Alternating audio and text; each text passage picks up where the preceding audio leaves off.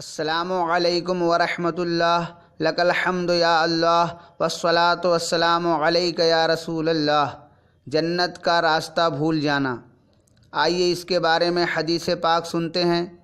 عن ابن عباس رضی اللہ عنہما قال قال رسول اللہ صلی اللہ علیہ وسلم من نسی الصلاۃ علی خطئ طریق الجنہ۔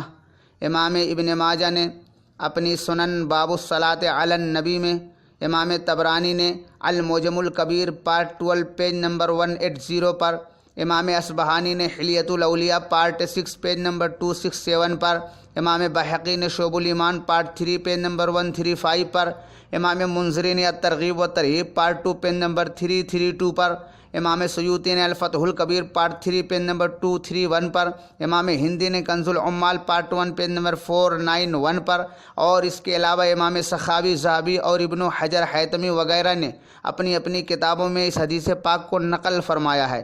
ترجمہ سنیں۔ حضرت عبداللہ بن عباس رضی اللہ عنہما سے روایت ہے کہ اللہ کے رسول صلی اللہ تعالی علیہ وآلہ وسلم نے ارشاد فرمایا، جو مجھ پر درود پڑھنا بھول گیا وہ جنت کی راہ بھول گیا۔ اس لیے تو کسی شاعر نے کیا خوب کہا ہے، ہر درد کی دوا ہے صلی علی محمد، تعویذ ہر بلا ہے صلی علی محمد، قرب خدا ہو حاصل جنت میں ہو وہ داخل، جس نے لکھا پڑھا ہے صلی علی محمد، اس کی نجات ہوگی، رحمت بھی ساتھ ہوگی، جو پڑھ کے مر گیا ہے صلی علی محمد۔ سو پلیز میرے سنی چینل ایم جی مصباحی کو سبسکرائب کریں تاکہ آگے آپ کو نئی نئی دینی اور اسلامی جانکاری ملتی رہے، اور اگر حدیث اچھی لگا کرے تو آگے شیئر بھی کیا کریں۔ Thank you for watching and listening.